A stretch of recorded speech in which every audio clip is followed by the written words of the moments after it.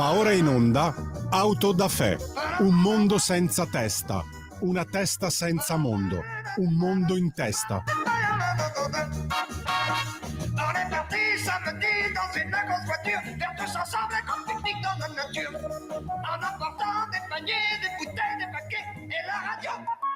Jean-Pierre? Siamo con l'avvocato Fabio Schembri, avvocato penalista, che ringrazio, che saluto. Buongiorno avvocato Schembri. Buongiorno a lei, buongiorno a tutti i radioascoltatori. Allora, approfittiamo della sua esperienza appunto di avvocato penalista per cercare di ragionare e di valutare un po' la portata della riforma costituzionale che ha introdotto fondamentalmente la separazione delle carriere tra giudici e pubblici ministeri, con una serie di altri elementi di dettaglio che poi magari analizzeremo mano a mano. Questo è stato detto, è uno dei necessari compimenti della riforma del codice penale del 1989, no? Che ha introdotto nel nostro sistema il processo cosiddetto accusatorio. No?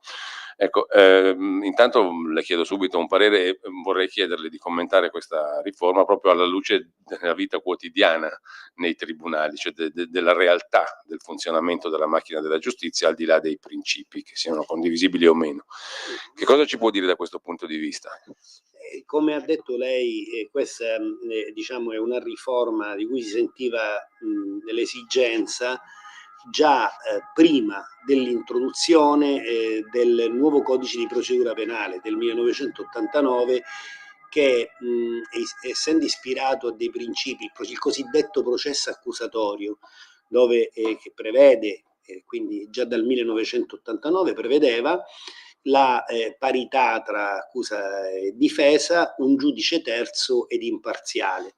Quindi già all'epoca si disquisiva appunto sulla divisione delle carriere. Del resto non c'è nessuna norma costituzionale che prevede l'unità di carriera e quindi di ruolo del pubblico ministero e dell'organo giudicante. Quindi di fatto, una volta istituito il processo accusatorio, parità tra accusa e difesa e giudice terzo, naturalmente ci si poneva il problema, che poi è stato un problema diciamo che ci si è posti per più di 30 anni ormai, no? Senza che la divisione sia stata poi disposta con legge.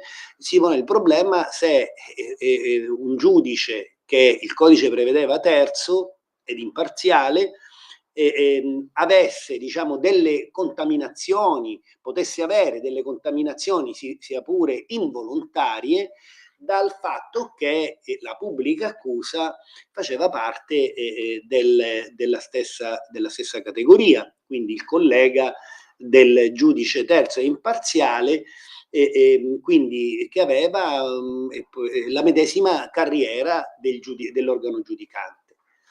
Del resto poi c'era, questa è stata una considerazione che è stata fatta da sempre.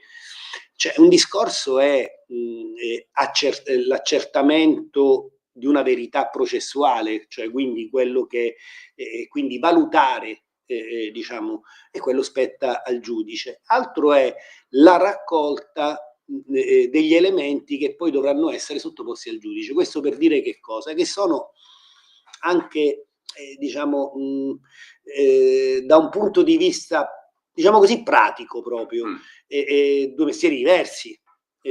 Cioè, un discorso è l'organo requirente, quindi chi indaga e chi raccoglie le prove, altro discorso è la valutazione del materiale probatorio che l'accusa poi porterà ad un processo. E questo dovrà essere naturalmente valutato con un altro, diciamo, con occhio rispetto a coloro i quali, quindi al magistrato inquirente che dovrà fare le indagini. Poi quelle indagini saranno sottoposte al vaglio di un giudice che dovrà valutarle. È una questione anche culturale, insomma, no? Sono due mestieri probabilmente diversi. Non è detto cioè che un grande magistrato inquirente sia un ottimo giudice o viceversa, no? Quindi è chiaro che ci sono delle peculiarità in quella tipologia di attività che il giudice e il magistrato inquirente svolgono, eppure fanno tutt'oggi parte della stessa, chiamiamola, categoria, insomma, no? Quindi seguono, fino ad oggi, hanno seguito delle carriere uguali per tutti, insomma. Diciamo, questo principio quindi è giusto dal suo punto di vista, è un necessario compimento di un quadro che era già stato modificato in passato. È giusto il principio, ma nella prassi finora, diciamo, il fatto che ci fosse un unico corpus e non la separazione delle carriere, che effetti ha avuto nei procedimenti, per esempio, che lei ha potuto seguire, nei quali è stato parte, insomma, come pesa oggi il fatto che non ci sia la separazione delle carriere e cosa può cambiare praticamente?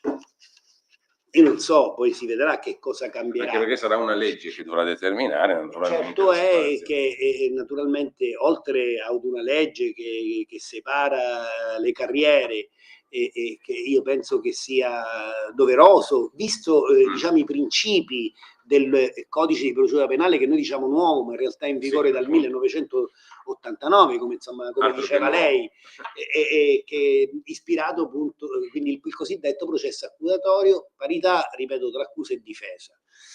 Certamente, anche partendo da questo aspetto, giusto processo, parità tra accusa e difesa, la difesa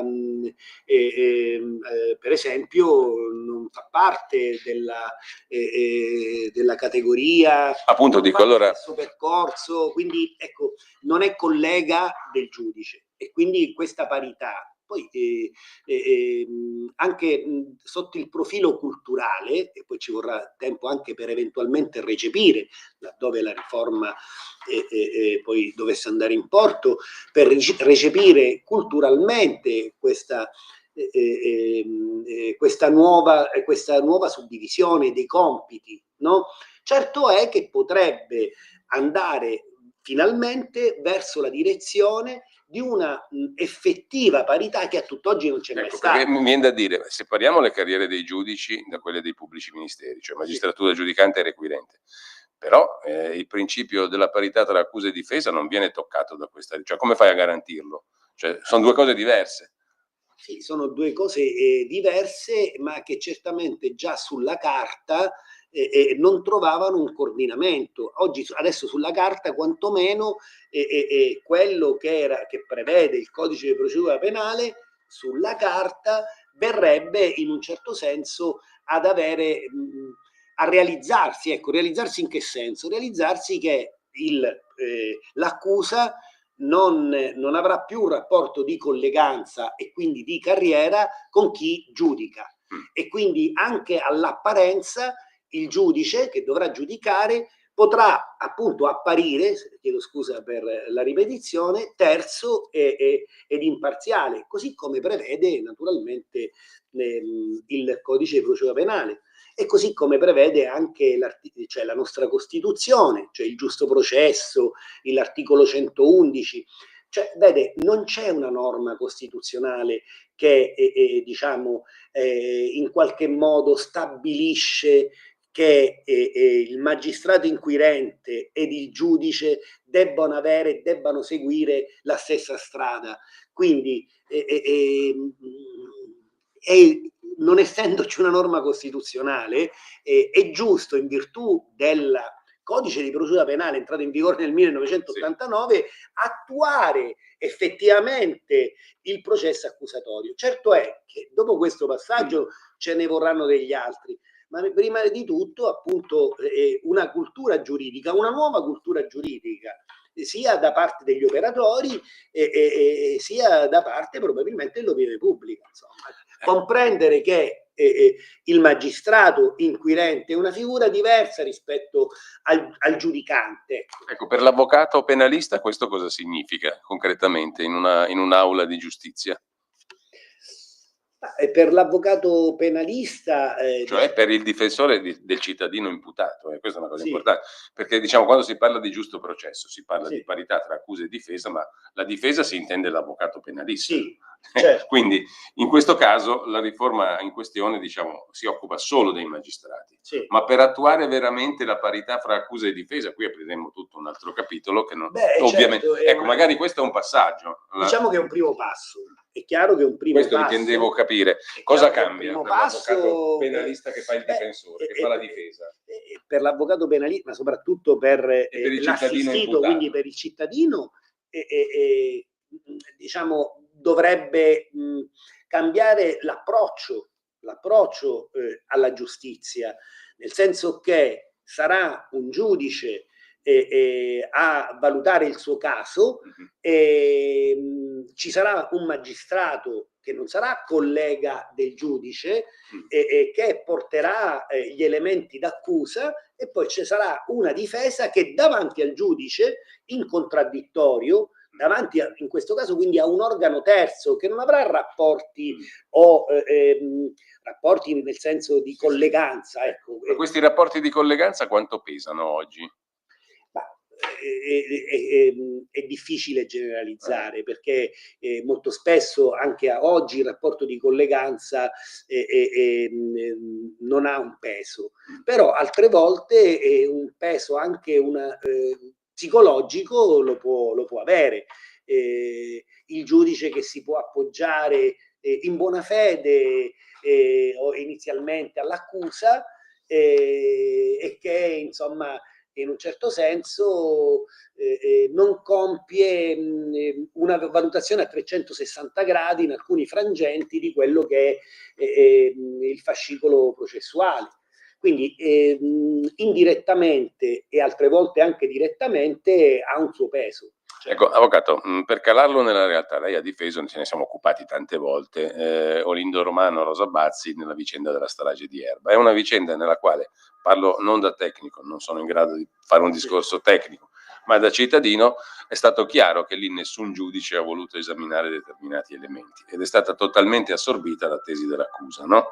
Sono stati lasciati fuori un sacco di fatti che voi avete messo in fila. Allora mi viene da dire, come possiamo far sì che il giudice sia terzo veramente, nel senso che considera gli elementi dell'accusa ma considera anche gli elementi della difesa, che è quello che recita la Costituzione, no? Quando parla del giusto processo. Allora, come possiamo fare in modo che, fermo restando che questo è un passo giusto e si va nella direzione giusta, che il giudice sia veramente in grado di considerare gli elementi portati anche dalla difesa e non solo dall'accusa? Serve una legge di attuazione anche dei principi del giusto processo? Come servirà una legge per la separazione delle carriere? Probabilmente sì, ecco perché dicevo è un primo passo, e poi ci vorrà anche da parte un po' di tutti una rivoluzione culturale, ma anche giuridica, insomma. No, è chiaro che si dà, e anche l'opinione pubblica lo fa, i media, parlo dei media, si dà sempre maggior peso, purtroppo, nella gran parte dei casi, alle argomentazioni e alle prove dell'accusa, che ha anche un impatto maggiore sui media, cioè se la pubblica accusa sostiene una determinata tesi, diciamo, per alcuni diventa un vero e proprio dogma, e che quindi è difficile scalfire, mentre diciamo la difesa solitamente è relegata in un angolino, dice vabbè, è l'avvocato difensore che deve dire, e quindi come se diciamo mettesse in piedi una storia raffazzonata per difendere a tutti i costi il proprio assistente. Invece mi permette, il giudice per essere veramente terzo deve considerare anche allo stesso livello di dignità. Certo, ecco perché parlavo di rivoluzione, anche di rivoluzione culturale, quindi dicevo è un primo passo, è un passo naturalmente importante, ma non è il solo passo che si dovrà fare verso la concretizzazione del principio del giusto processo. Quindi dare la possibilità anche... Che peraltro, avvocato, è in Costituzione da un bel po' di anni, anche quello ormai, se non mi ricordo male, dal 2006-2007. È in Costituzione da parecchio tempo, l'articolo 111 della Costituzione, contraddittorio per la prova, quindi la possibilità di difendersi provando, però diciamo molto spesso in alcuni casi questo diritto, il diritto alla prova, viene in qualche modo compresso. Ecco.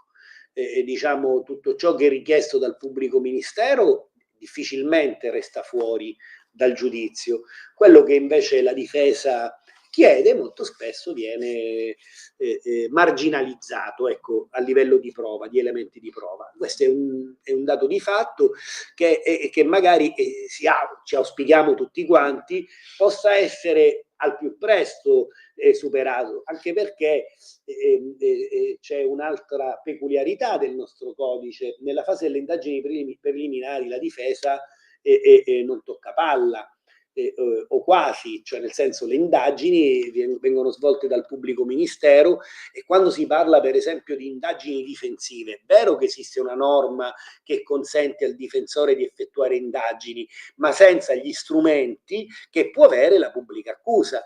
Quindi un giorno io mi auguro che si possa intervenire anche su questo, perché naturalmente quello che si acquisisce prima di giungere al giudizio sono delle fonti di prova che non si formano in contraddittorio, ma vengono raccolte appunto dall'organo inquirente senza la partecipazione della difesa.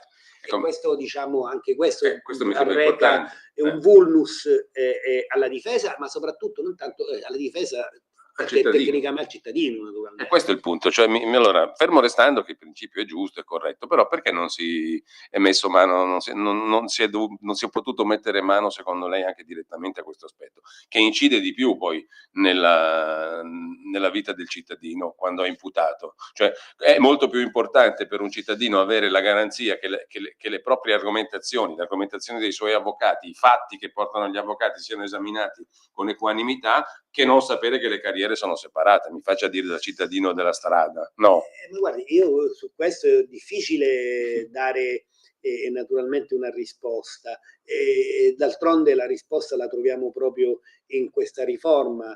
Se per giungere, ancora non si è giunti all'eventuale separazione del referendum confermativo, la separazione delle carriere, diciamo abbiamo impiegato più di 35 anni e quindi nonostante il codice figuriamoci ad attuare il giusto processo. Ad attuare il principio del giusto processo certamente c'è da lavorare, e probabilmente il legislatore dovrebbe in qualche modo intervenire. Pensi un po' che già dall'epoca c'è una norma nel codice che però non viene sanzionata, in base alla quale il codice di procedura penale, il nuovo codice, il pubblico ministero deve portare anche gli elementi in favore a discarico della difesa. E diciamo questa norma molto spesso non viene rispettata e priva naturalmente di sanzione. Ora è chiaro che fosse stato realmente così, cioè il cittadino avrebbe avuto quantomeno sulla carta una garanzia maggiore, perché il pubblico ministero cerca di individuare sia gli elementi a carico sia quelli a discarico, per poi eventualmente valutare se è il caso o meno di esercitare l'azione penale. Però la pratica, la prassi, ecco, ci fa constatare che non avviene quello che prevede, anzi raramente avviene quello che prevede il codice di procedura penale. E quindi diciamo, ecco, la norma, questa norma è fine a se stessa, probabilmente andrebbe abrogata anche in virtù della separazione delle carriere, perché vede, da un lato poi quando diciamo c'è un diritto che però non viene applicato, l'opinione pubblica resta più tranquilla, perché dice ma c'è la norma però magari poco si sa sul rispetto di quella norma e sull'applicazione di quella norma. Quindi quella norma diventa una norma di facciata che da un lato fa da puntello alla tutela del cittadino, ma dall'altro lato quel puntello non è solo teorico e quindi non è sufficiente per tranquillizzare effettivamente il cittadino. Ecco. Così come anche le indagini difensive. Si è introdotto, il legislatore ha introdotto la possibilità per la difesa di fare delle indagini difensive, però delle indagini difensive che potranno essere fatte innanzitutto i costi, che sono dei costi incredibili che naturalmente la gran parte dei cittadini non può affrontare, ma soprattutto anche gli strumenti, perché non tutte le indagini, cioè quelle stesse indagini che fa il pubblico ministero, non possono essere espletate dalla difesa. Per esempio le intercettazioni, certo. O altro ancora. Quindi quando si arriva all'esercizio dell'azione penale c'è già un organo, quello dell'accusa, che ha raccolto tutta una serie di elementi sconosciuti alla difesa e all'assistito, e quindi si inizia, diciamo, una partita. Non c'è una parità, c'è una rincorsa. Senza parità, perché bisogna poi iniziare a rincorrere, iniziare a rincorrere e portarsi, non dico alla pari, ma cercare poi, se c'è la possibilità, anche questo. Avvocato, no? Io ragiono veramente terra sì. e mi faccio una domanda a questo punto, non me la sono sempre fatta, ma a maggior ragione dopo aver ascoltato la sua argomentazione. Se noi abbiamo stabilito in Costituzione, cioè nella suprema legge, che il giusto processo prevede la parità tra accusa e difesa e la formazione della prova nel contraddittorio tra accusa e difesa, allora io devo dotare l'avvocato Schembri e l'avvocato penalista in generale degli stessi strumenti e della possibilità di usare quegli strumenti che ha il pubblico ministero, altrimenti, come lei ci ha appena detto, non avremo mai la parità. Allora è fantascienza immaginare che si debba fare una legge per dire anche l'avvocato può fare le stesse cose che può fare il pubblico ministero, se no non c'è parità. Sì, diciamo che non è certamente fantascienza, è chiaro che... Se no ci continuiamo a raccontare favole qua, no? Si dovrà, uno si può soltanto augurare che prima o poi, senza aspettare altri 35 anni, si possa intervenire, il legislatore possa intervenire su alcuni istituti, quali possono essere la rivisitazione delle indagini difensive, quale può essere anche la disciplina delle autorizzazioni a fare accesso ai luoghi pubblici. Per esempio l'avvocato, se vuole fare delle indagini difensive, dovrà chiedere l'autorizzazione al giudice, e nel caso in cui quell'autorizzazione dovesse essere negata, determinate attività non possono essere fatte. Quindi, diciamo, sono delle indagini, come posso dire, controllate, mentre il medesimo controllo non viene effettuato per quanto riguarda le legittime indagini che svolge il pubblico ministero. Poi, le indagini del pubblico ministero le paga il contribuente. Non si capisce perché, se c'è la parità, le indagini della difesa se le deve pagare l'imputato.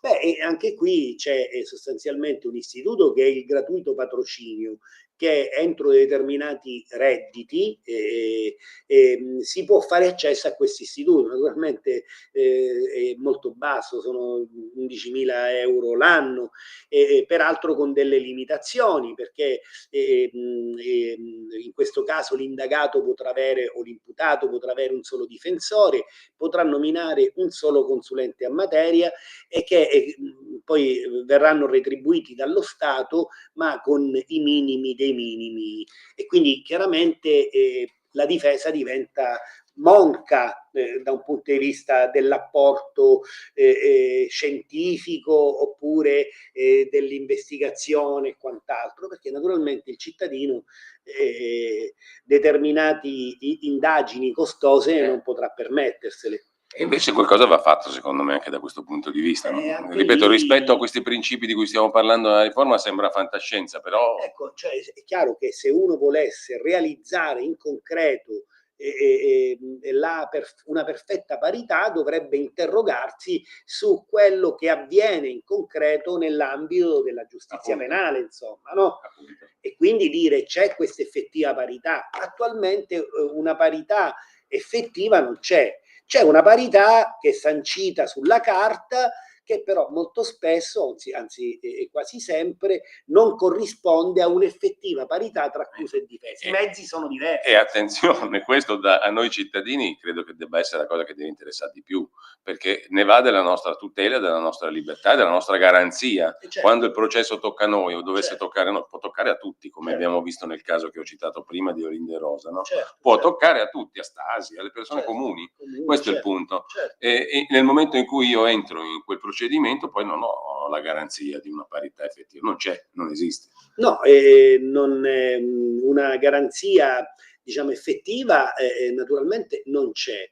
E c'è una garanzia di massima, perché ovviamente noi non dobbiamo rapportarci al lavoro del singolo giudice piuttosto che del singolo magistrato, dell'ottimo giudice, dell'ottimo pubblico ministero.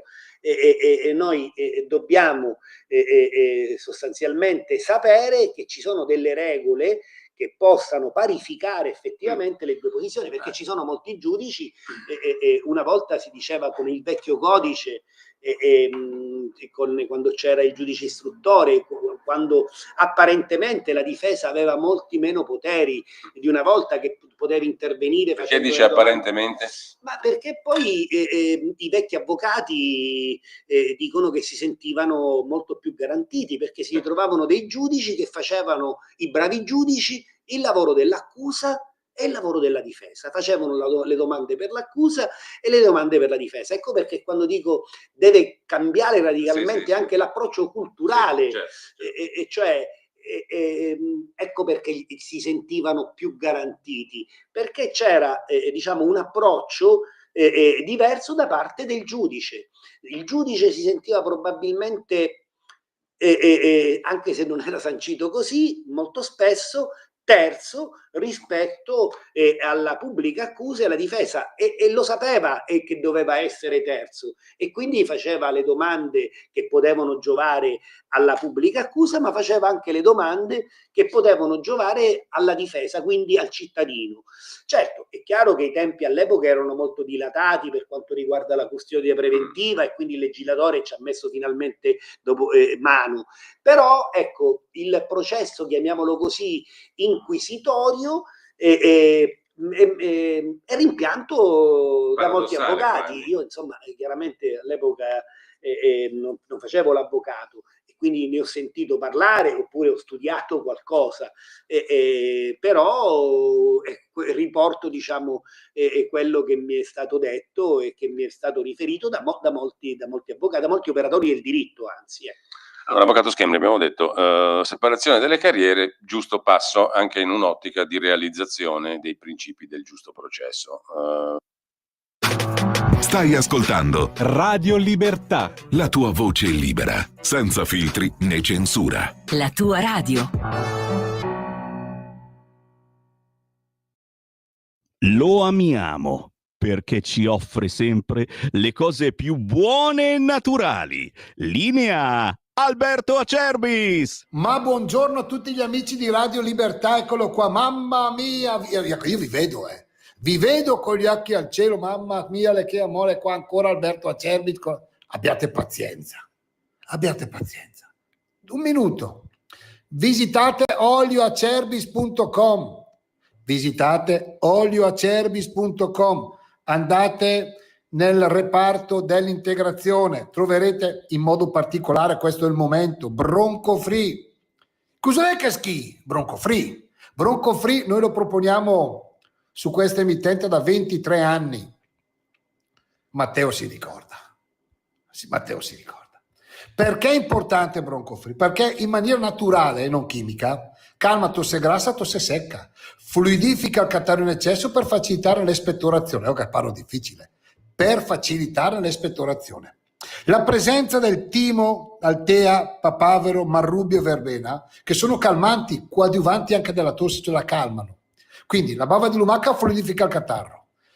Timo, verbena, papavero, marrubio calmano la tosse. Alla mattina vi svegliate, pantofolina, zec, due bei colpi di tosse e vi liberate, è importante. Guardate che non contiene né glutine né saccarosio, lattosio, OGM coloranti, possono prendere anche i piccini. Chiaramente però non è una cosa industriale, quindi velocemente, se volete prenotarlo, 59 euro, 3 flaconi, 3. Olioacerbis.com, sezione integrazione, oppure se volete farlo stamattina, chiamate, per informazioni c'è Miriam, 030 68 40 408. Ma andate a visitare il sito, non perdiamoci di vista. Dite come ci è conosciuto Radio Padania, un regalo per voi. Radio Libertà, ho sbagliato, sarò nostalgico. Vabbè, olioacerbis.com, vi voglio bene. Stai ascoltando Radio Libertà, la tua voce libera, senza filtri né censure, la tua radio. Giusto processo che è ancora lontano anni luce dall'essere realizzato nelle aule di giustizia, no? Chi però se ne deve occupare è il legislatore, e chi si dovrà occupare anche della separazione delle carriere infatti sarà la legge. Una legge dovrà fare il Parlamento per attuare questa riforma, no? Una volta che sarà passata la quarta lettura e il referendum confermativo senza quorum. Bene, le leggi le fa il Parlamento. Il Capo dello Stato ha il potere di mandare messaggi motivati alle Camere per sollecitare l'azione del Parlamento. Si dà anche il caso che il Capo dello Stato sia il Presidente del Consiglio Superiore della Magistratura, che è l'organo di autogoverno dei magistrati, che si sdoppia adesso, perché ce ne sarà un Consiglio Superiore della Magistratura giudicante e un Consiglio Superiore della Magistratura requirente, no? In omaggio alla divisione delle carriere. Però il principio rimane con un sorteggio e verranno sorteggiati gli eleggibili, no? Sì. Questo è un altro punto chiave della riforma per eliminare il cosiddetto correntismo, le correnti della magistratura, no? I componenti del Consiglio Superiore della Magistratura sono eletti per metà, recita la riforma, da tutti i giudici ordinari oppure dai pubblici ministeri per quanto riguarda l'altro CSM. Il CSM si divide in due, dicevamo, giudici e pubblici ministeri. Eletti per metà giudici e pubblici ministeri tra appartenenti alla categoria giudici o pubblici ministeri previo sorteggio degli eleggibili e per metà dal Parlamento in seduta comune tra professori ordinari eccetera. Sul principio della scelta degli eleggibili per sorteggio si è discusso molto, però io volevo fare un passo e poi le lascio il commento, ma sono partito dalla osservazione che per garantire il giusto processo ci vuole la legge, così come per garantire questa riforma ci vorrà una legge. La legge la fa il Parlamento e il Parlamento è stimolato, dice la Costituzione, quando se ne ravvisi l'urgenza da parte del Capo dello Stato con messaggi motivati alle Camere. Per me è motivatissimo, sarebbe motivatissimo un messaggio che dica alle Camere: realizzate una legge per garantire il giusto processo ai cittadini, visto che ce l'abbiamo in Costituzione da 20 e passa anni. Però nessun Capo dello Stato ha mai fatto messaggi alle Camere in questa direzione, mi risulta, no? Essendo pure il Capo dello Stato il Presidente del Consiglio Superiore della Magistratura, cioè un'autorevolissima voce in capitolo. Possibile che non le veda queste cose? Nessun Capo dello Stato? So che sto facendole una domanda in senso lato politica, però questa domanda politica ha un aspetto pratico notevole, secondo me. Beh, diciamo, io per quanto riguarda, inquadrerei i termini della questione al di là della legge, non è tanto la promulgazione di una legge, è quanto l'interpretazione della legge stessa, cioè i parametri di valutazione molto spesso non sono uniformi, cioè della legge che viene in un certo senso anche promulgata. Molto spesso ci sono delle interpretazioni assolutamente oscillanti e quindi quando c'è quest'ampia discrezionalità nell'applicazione della legge possono essere compiuti anche degli errori, no?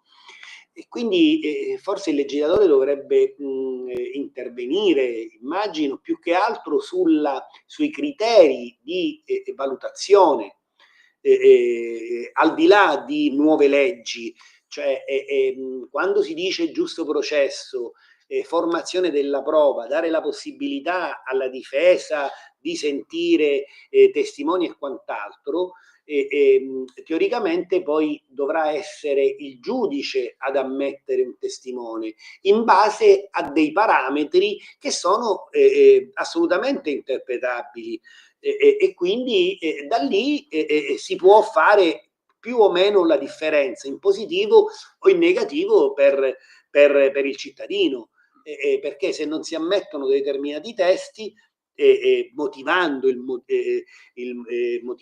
cioè quindi naturalmente digitando poi quando verrà emessa la sentenza il motivo per il quale quel test non verrà sentito e quant'altro, si impedirà, diciamo, al cittadino di esplicare, si potrà impedire a torto oppure certe volte a ragione al cittadino di esplicare la difesa a 360 gradi. E quindi questa discrezionalità dovrebbe essere in qualche modo meglio puntellata, cioè lasciando uno spazio molto più ristretto probabilmente alle discrezionalità, perché noi operatori del diritto molto spesso assistiamo a che cosa? Possiamo leggere dalle ordinanze piuttosto che dalle sentenze delle decisioni e quindi interpretazione di uno stesso istituto piuttosto da applicare a un determinato evento in modo difforme, assolutamente difforme. Quindi io penso che quando, diciamo, c'è un processo penale soprattutto per gravi fatti, naturalmente anche per quelli medi oppure banali, perché ogni fatto che in ogni caso va a interessare direttamente un cittadino, per il cittadino può essere il fatto più importante della sua vita, almeno certo, nell'ambito giudiziario. E quindi io penso che diciamo debba essere in qualche modo riconosciuto al cittadino la possibilità di difendersi a 360 gradi senza puntelli, senza restrizioni di sorta. Io mi sono permesso, volevo dire, mi piacerebbe vedere un capo dello Stato, che è il presidente del Consiglio Superiore della Magistratura, e quindi, e tra l'altro non ho capito neanche il perché, se non per un retaggio dello Statuto albertino, quale sia la logica per cui il Presidente della Repubblica è anche Presidente del Consiglio Superiore della Magistratura, mi sembra una roba ottocentesca. Ma dato che lo è, mi piacerebbe vedere un capo dello Stato che dicesse al Parlamento: colleghi, amici, parlamentari, fate qualcosa per garantire questo nobilissimo principio, visto che io sono il Presidente del Consiglio Superiore della Magistratura e rilevo che questa cosa va fatta per tutelare meglio i nostri cittadini. Mi piacerebbe a me un Presidente che dicesse così, piacerebbe anche a lei, Avvocato Schembri. Se ci fosse, chiaramente sarebbe, che ne so, un modo per constatare, o meglio, consentirebbe al cittadino una constatazione di una massima trasparenza dell'organo del Consiglio Superiore. Naturalmente quando ecco, l'intervento, la sollecitazione stessa ad intervenire naturalmente non farebbe male a nessuno. Non travalicherebbe niente perché è nei poteri del Presidente, come da Costituzione. Le chiedo un brevissimo commento su questa cosa dell'eleggibilità, che la metà dei componenti del CSM dei giudici e del CSM dei pubblici ministeri siano scelti per sorteggio tra quelli eleggibili, le sembra una cosa adatta a sconfiggere il cosiddetto correntismo nella magistratura? Io questo non lo so se sconfiggerà il cosiddetto correntismo. Certamente mi sembra che sia la parte potenzialmente più efficace, ancora di più rispetto alla separazione delle carriere della riforma, perché naturalmente il correttismo in astratto porta, io onestamente il correntismo lo abrogherei anche per gli avvocati, cioè l'elezione no, quindi gli organi istituzionali degli avvocati, insomma. Può portare potenzialmente anche, diciamo, a intaccare, no?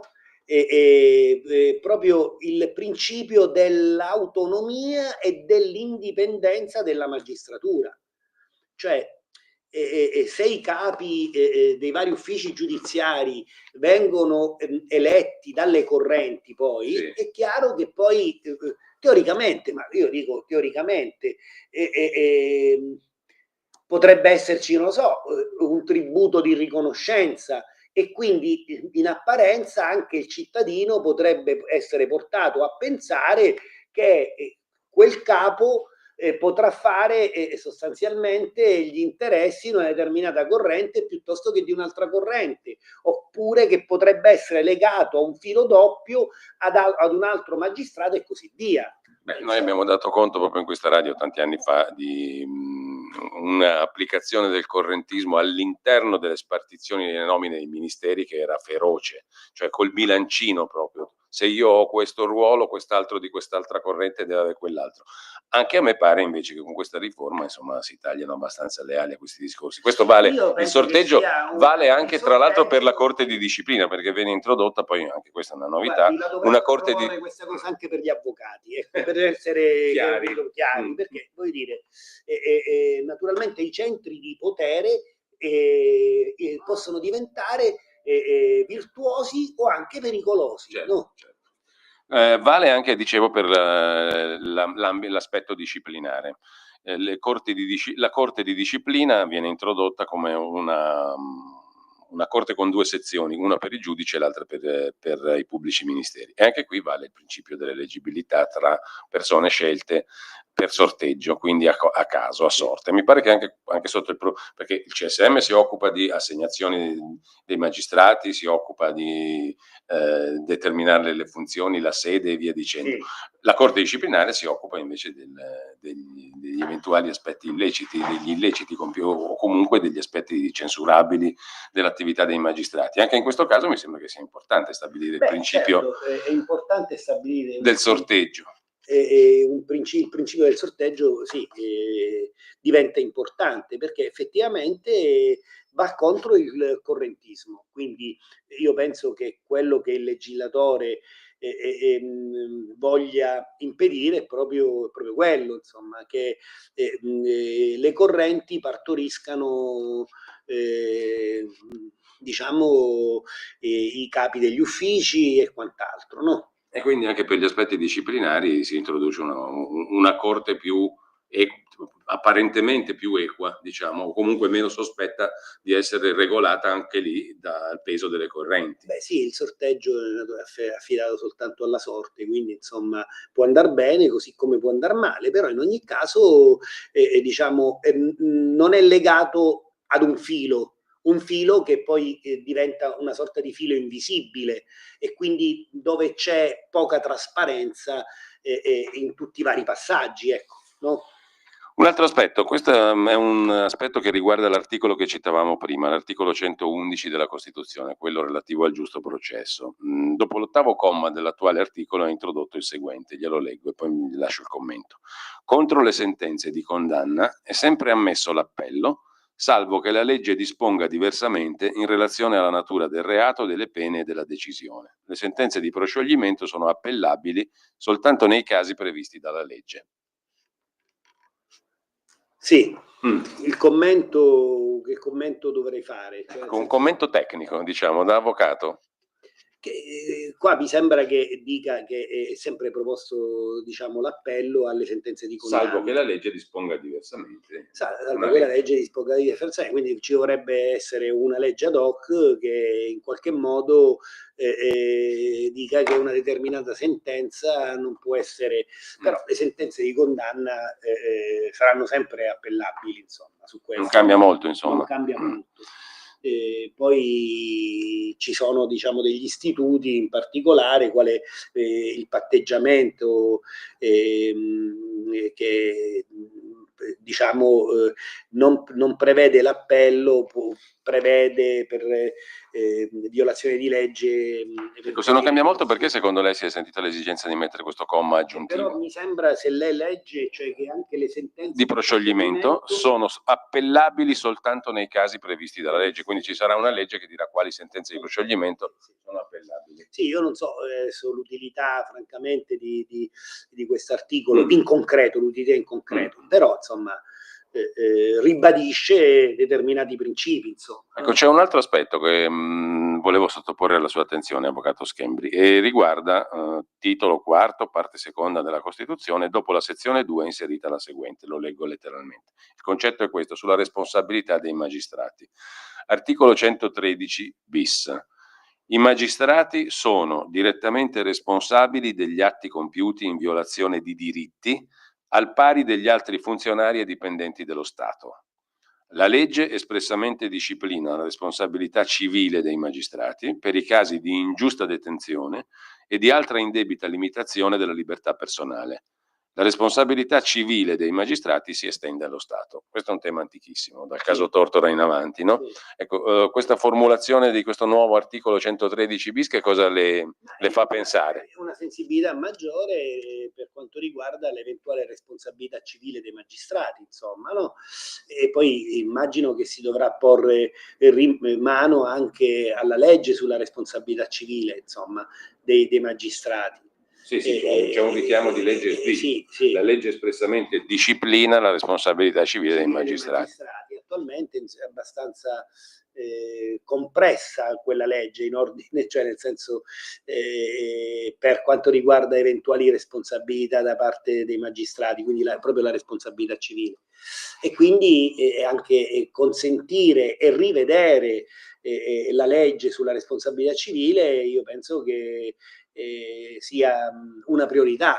Ecco, anche... Qui si costituzionalizza il principio, diciamo, che i magistrati sono direttamente responsabili delle violazioni di diritti, al pari degli altri funzionari. Un principio, diciamo... Poi necessiterà una legge, ma si legge per meglio armonizzare il principio. tutto, naturalmente c'è un principio che viene cristallizzato, diciamo ecco, così. Speriamo che però non servano i 30 anni di cui sopra per tradurli in legge questi principi. E questo è sempre naturalmente la parentesi, il preambolo e la premessa che uno deve fare, perché attualmente questo stiamo parlando di una riforma che non è legge, che dovrà passare il referendum e quant'altro, quindi è tutto, siamo ancora nell'ipoteticamente, poi vedremo. Certo è che ci sono molte cose buone, quello che dicevo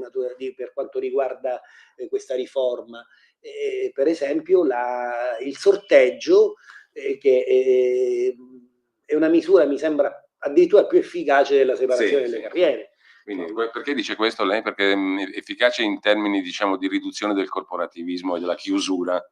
Ma della chiusura, ripeto, cioè nel senso che il capo di un ufficio giudiziario debba essere espressione di una corrente, in un certo senso, in astratto, può andare a impattare sull'autonomia e l'indipendenza.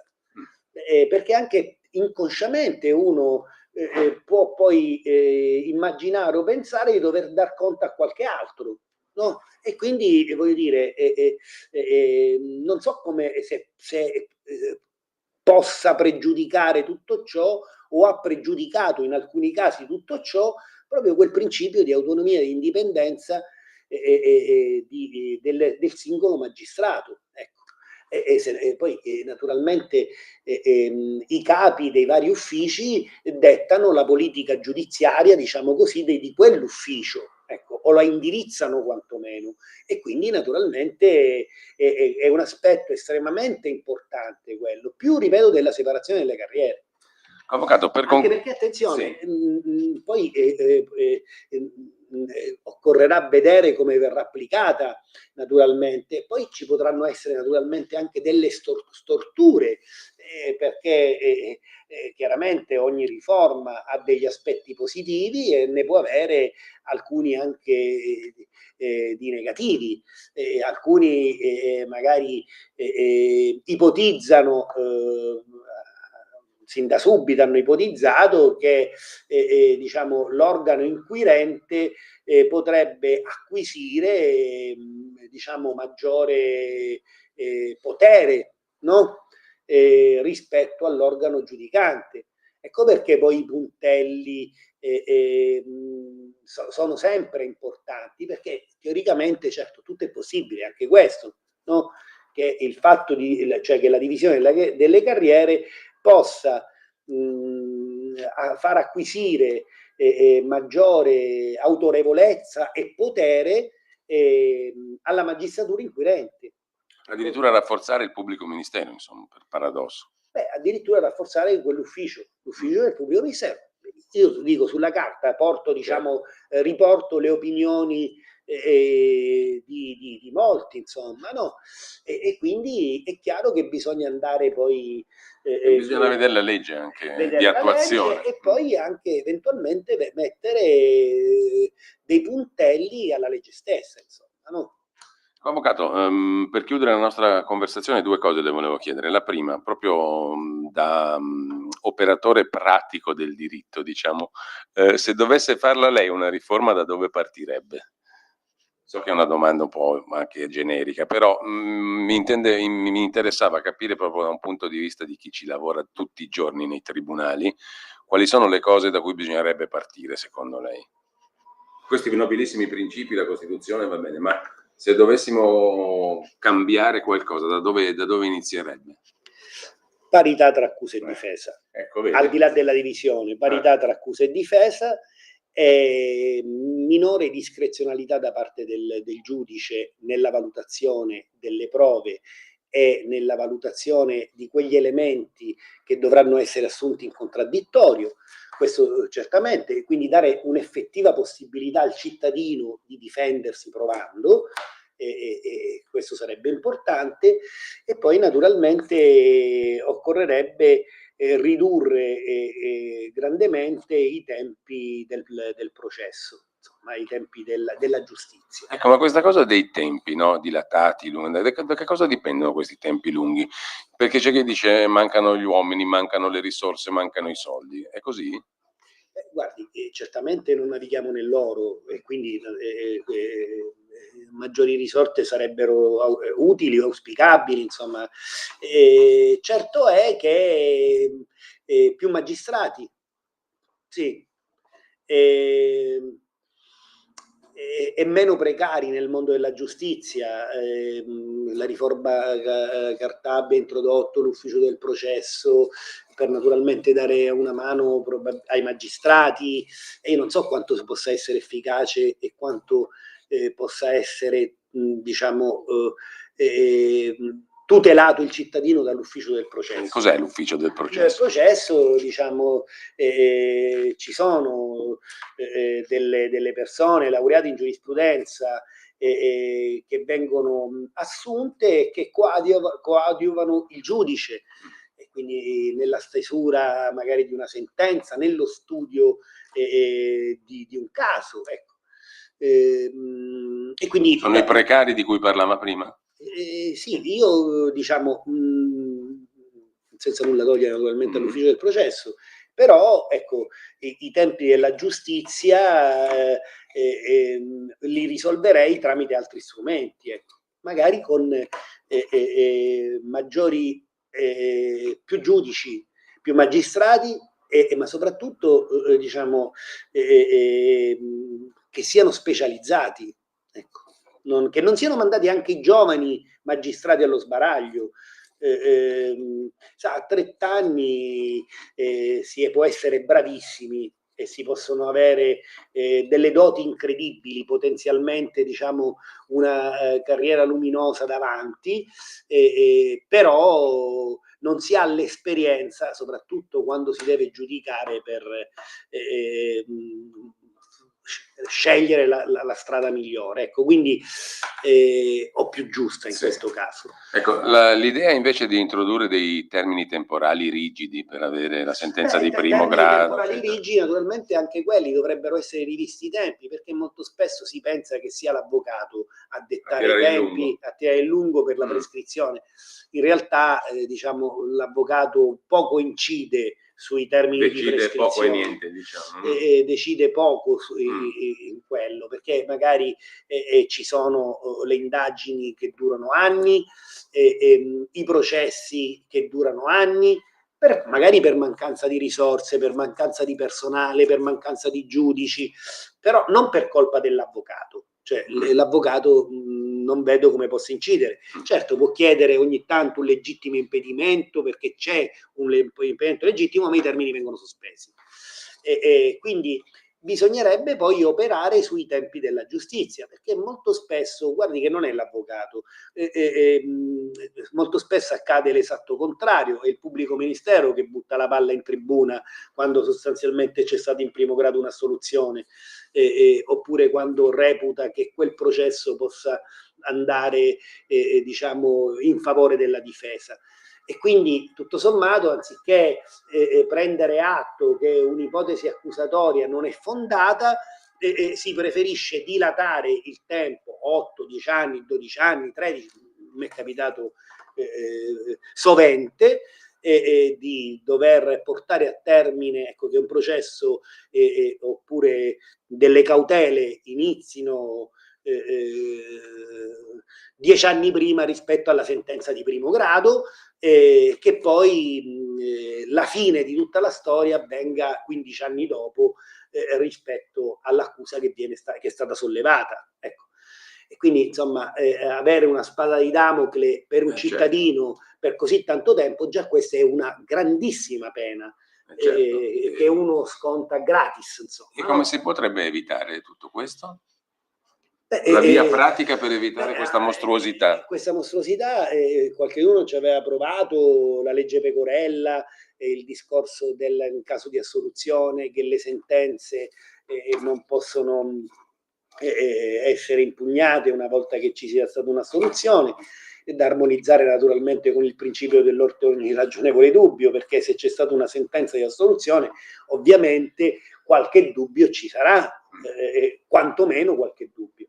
E quindi occorrerebbe probabilmente anche lì cercare di armonizzare queste regole, cioè dare la possibilità di appellare un'ingiusta assoluzione, ma solo in determinati casi, e quindi cercare di scremare anche le impugnazioni. Dice, ma gli imputati che vengono condannati impugnano sempre, quindi non ci sarebbe una parità. Beh, diciamo, il rapporto è sempre asimmetrico e non simmetrico tra l'accusa e la difesa, perché come le dicevo all'inizio, il pubblico ministero, quindi l'organo inquirente, parte da un vantaggio incredibile, cioè che svolge le indagini anche per lunghi anni e quindi può raccogliere fonti di prova avendo un gran tempo a disposizione senza che la difesa tocchi palla. Quindi diciamo questo scompenso quantomeno che possa essere riequilibrato poi successivamente per non sottoporre diciamo il cittadino assolto a un'agonia che dura anni certe volte. È cristallino questo discorso, quindi diciamo che anche in questo caso, come dicevamo prima, per l'attuazione del giusto processo si potrebbero fare delle norme cogenti, chiare e a garanzia del cittadino. Non sarebbe uno sforzo legislativo abnorme, no? No, può fare, insomma. Ma il problema è che molto spesso il cittadino non ne sente l'esigenza, perché il cittadino è lontano dalla giustizia e molto spesso i media non confortano diciamo, la conoscenza da parte del cittadino dello stato dell'arte della giustizia. E quindi chiaramente non tutti sentono o conoscono e quindi non sentono l'esigenza di determinate nuove leggi che tutelerebbero i cittadini. Però sono leggi che si potrebbero fare cioè potrebbero porre mano e risolvere veramente questo problema, perché in effetti lei diceva prima, questa è una cosa mostruosa per un cittadino che è stato magari dichiarato innocente e vedersi comunque per anni in un tritacarne. Sì, questa è una cosa veramente mostruosa, ne soffre l'avvocato, quindi immagino il cittadino che capita, che deve però non mi pare che ci voglia no? Solone per risolvere il problema, si potrebbe fare una legge molto pratica che risolve questo problema.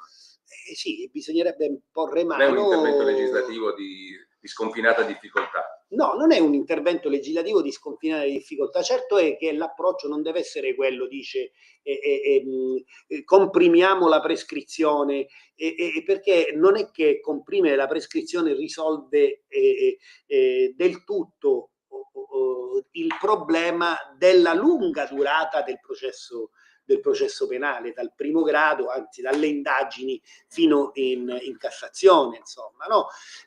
Essere sottoposto a un processo per un cittadino è già di per sé una pena, e quindi sottoporsi alla fase delle indagini, successivamente a un primo grado, un eventuale appello e un ricorso in Cassazione, ci vuole del tempo e diciamo uno stress veramente reale, insomma. E quindi è chiaro che anche questo è un problema che deve essere affrontato dal legislatore. Quindi molto spesso si dice però scarsamente presente. Cittadino. Sì, e molto spesso anche l'avvocato dice questo: stiamo fermi, aspettiamo, perché poi il tempo giova sempre. Però di questi aspetti pratici si parla poco. Ecco, il dibattito non è centrato su questi aspetti no, pratici che riguardano poi la vita reale dell'imputato, del cittadino. Assolutamente, perché il cittadino sa ben poco del mondo della giustizia, dei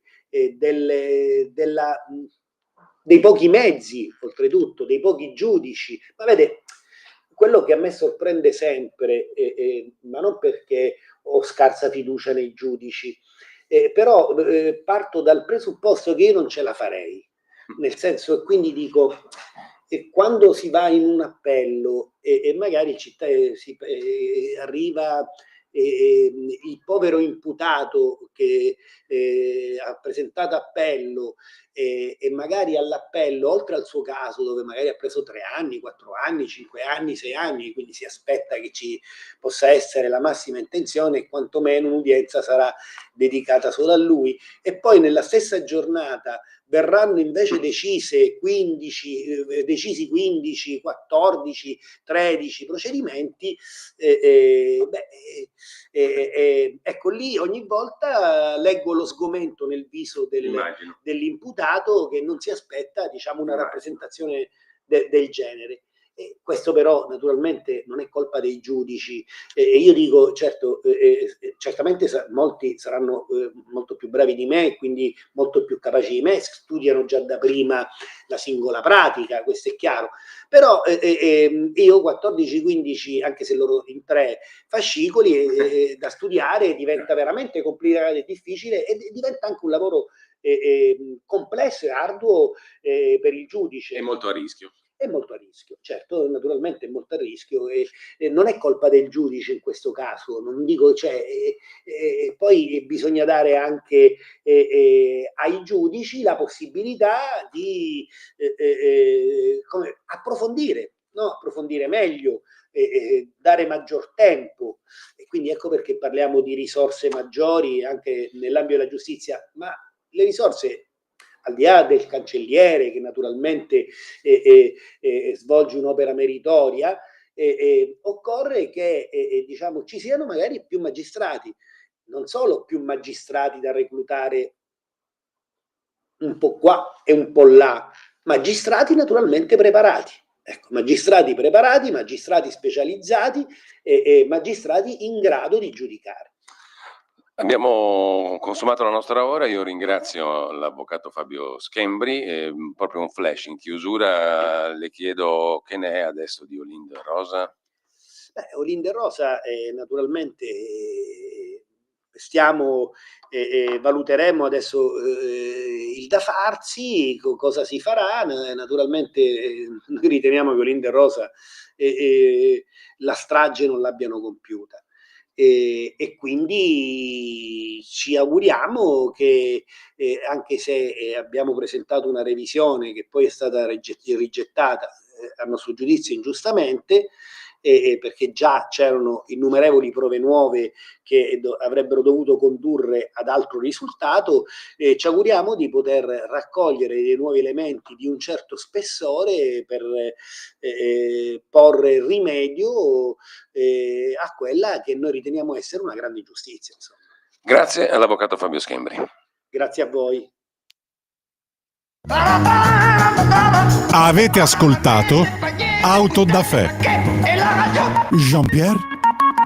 Laisse-tu les filles les cornichons.